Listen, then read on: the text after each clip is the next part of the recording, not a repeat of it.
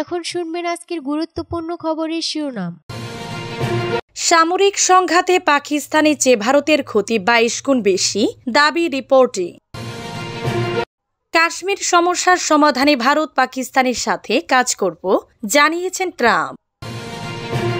পারমাণবিক আলোচনা শুরুর আগে সৌদি আরব ও কাতারের ইরানের পররাষ্ট্রমন্ত্রী।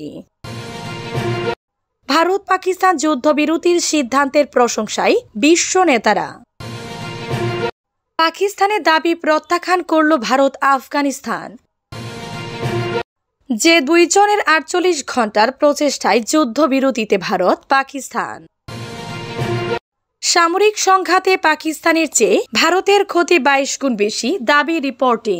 টানা কয়েকদিন হামলা পাল্টা হামলার পর দুই পারমাণবিক শক্তিধর দেশ ভারত ও পাকিস্তান নাটকীয়ভাবে যুদ্ধবিরতিতে সম্মত হয়েছে।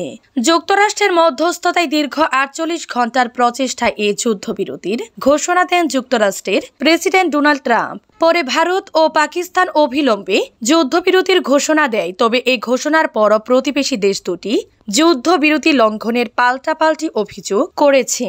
এই পরিস্থিতিতে ভারত পাকিস্তানের সামরিক সংঘাতে উদ্বেগ কমছে না।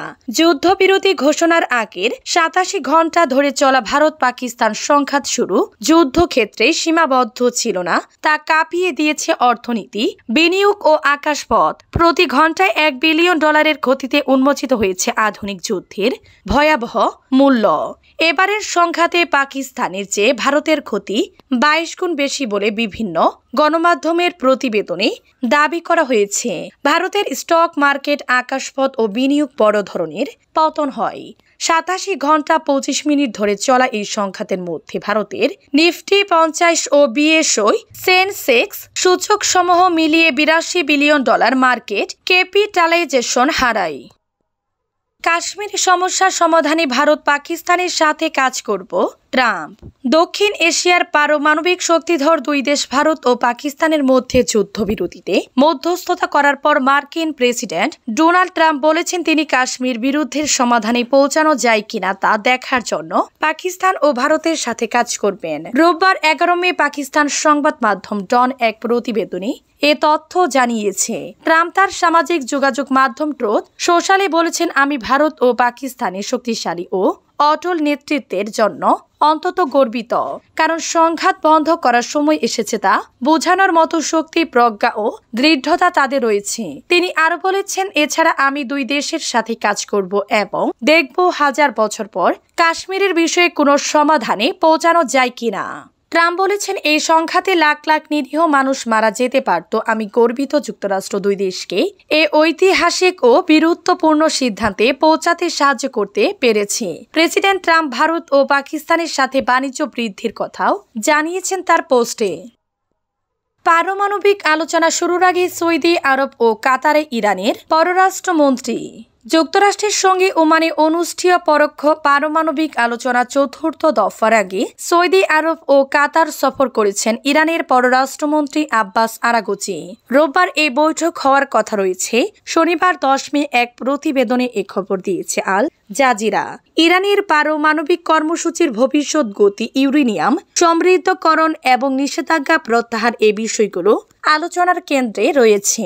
শনিবার দোহায় এক বিবৃতিতে আরাগচি বলেন, যদি যুক্তরাষ্ট্রের লক্ষ্য হয় আমাদের পারমাণবিক অধিকার কেড়ে নেওয়া, তাহলে তেহরান আমাদের কোনো অধিকার থেকে এক চুলো পিছুপা হবে না।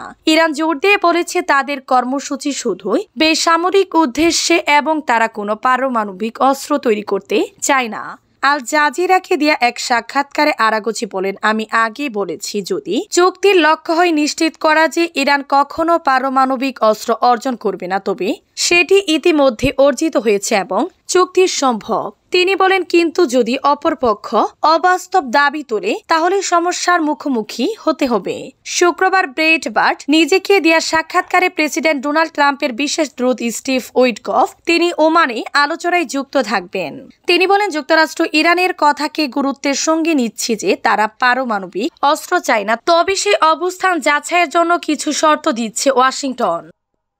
ভারত পাকিস্তান যুদ্ধবিরতির সিদ্ধান্তের প্রশংসায় বিশ্ব নেতারা। কয়েকদিন ধরে যুদ্ধ বিমান, ক্ষেপণাস্ত্র, ড্রোন ও গোলাবর্ষণের মাধ্যমে প্রাণঘাতী সংঘাতের পর একটি সম্পূর্ণ ও তাৎক্ষণিক যুদ্ধবিরতিতে উপনীত হয়েছে ভারত ও পাকিস্তান। গতকাল শনিবার দুই দেশের এমন সিদ্ধান্তকে স্বাগত জানিয়েছেন বিশ্ব নেতারা। দুই প্রতিবেশী দেশের মধ্যে উত্তেজনা শুরু হয় গত 22 এপ্রিল ভারত নিয়ন্ত্রিত কাশ্মীরের পেহেলগামে পর্যটকদের উপর বন্দুকধারীদের হামলার পর। ওই হামলায় 26 জন নিহত হন। ভারত কোনো তদন্ত বা প্রমাণ ছাড়াই পাকিস্তানের সঙ্গে হামলাকারীদের সংযোগ আছে বলে অভিযোগ করে পাকিস্তান দৃঢ়ভাবে অভিযোগ অস্বীকার করে পেহেলগামে হামলা নিরপেক্ষে তদন্তের আহ্বান জানিয়েছে। ওই ঘটনার জেরে ভারত পাকিস্তানের উপর ড্রোন ও ক্ষেপণাস্ত্র হামলা চালায়। হামলায় বেসামরিক মানুষ নিহত হয়েছেন।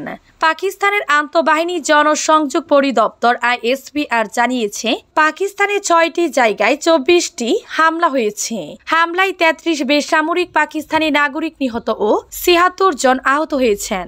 জবাবে পাকিস্তান ভারতের 5টি যুদ্ধ বিমান ভূপাতিত করার দাবি করেছে। নিয়ন্ত্রণ রেখা জুড়েও LOC ভারতের একাধিক তল্লাশি চৌকিতেও হামলা করেছে দেশটি। পরে যুক্তরাষ্ট্রের প্রেসিডেন্ট ডোনাল্ড ট্রাম্পের মধ্যস্থতায় ভারত ও পাকিস্তান গতকাল একটি যুদ্ধবিরতিতে উপনীত হয়।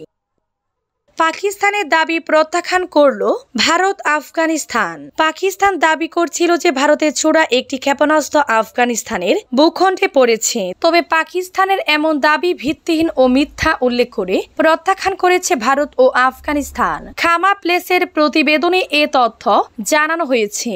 খামা প্লেস বলেছে, দিল্লির ছোড়া ক্ষেপণাস্ত্র আফগান ভূখণ্ডে আঘাত এনেছে বলে পাকিস্তান যে দাবি করেছে তা জোরালোভাবে ভারতের পররাষ্ট্র মন্ত্রণালয় এবং তালেবান নেতৃত্বাধীন অন্তর্বর্তী সরকার প্রত্যাখ্যান করেছে। ভারতের পররাষ্ট্র সচিব বিক্রম মিস্ত্রি গতকাল শনিবার পাকিস্তানের এমন দাবি উড়িয়ে দেন। একইভাবে আফগানিস্তানের অন্তর্বর্তী সরকারের প্রতিরক্ষা মন্ত্রণালয়ের মুখপাত্র পাকিস্তানের এই দাবি প্রত্যাখ্যান করেন। খামা প্লেসকে ওই মুখপাত্র বলেছেন, আফগানিস্তান নিরাপদ এবং সুরক্ষিত। এমন ঘটনা ঘটেনি। এই বিবৃতিটি পরোক্ষভাবে নিশ্চিত করেছে যে আফগানিস্তানের মাটিতে কোনো ক্ষেপণাস্ত্র হামলা হয়নি। যে দুজনের 48 ঘন্টার প্রচেষ্টায় যুদ্ধবিরতিতে ভারত পাকিস্তান। যুক্তরাষ্ট্রের পররাষ্ট্র মন্ত্রী মার্কো রুবিও ও ভাইস প্রেসিডেন্ট জেডি ব্রাঞ্চের 48 ঘন্টার জোরাল প্রচেষ্টায় ভারত পাকিস্তানের মাঝে যুদ্ধবিরতি চুক্তিতে পৌঁছানো সম্ভব হয়েছে। সামাজিক যোগাযোগ মাধ্যম এক্সে দেয়া এক পোস্টে এই তথ্য মার্কিন পররাষ্ট্র মন্ত্রী মার্কো রুবিও নিজেই জানিয়েছেন। মার্কো রুবিও বলেছেন, ভারত ও পাকিস্তান তাৎক্ষণিক যুদ্ধবিরতিতে এবং একটি নিরপেক্ষ স্থানে বিস্তারিত বিষয়ে আলোচনা শুরু করতে সম্মত হয়েছে। এক্সে একটি পোস্টে তিনি আরো বলেছেন, শান্তির পথ বেছে নেওয়ার ক্ষেত্রে প্রধানমন্ত্রী মোদী, নরেন্দ্র মোদী এবং শরীফের শাহবাজ শরীফ প্রজ্ঞা, বিচক্ষণতা ও রাজনীতির প্রশংসা করি। তিনি বলেছেন, তিনি ও ভাইস প্রেসিডেন্ট জেডি ব্রাঞ্চ গত 48 ঘন্টা প্রধানমন্ত্রী নরেন্দ্র মোদী এবং পাকিস্তানের পররাষ্ট্র মন্ত্রী শাহবাজ শরীফ সহ ঊর্ধ্বতন ভারতীয় ও পাকিস্তানি কর্মকর্তাদের সঙ্গে কাটিয়েছিলেন। মার্কো রুবিও জানান, গত 48 ঘন্টায় তিনি ভারতের প্রধানমন্ত্রী নরেন্দ্র মোদী, পাকিস্তানের প্রধানমন্ত্রী শাহবাজ শরীফ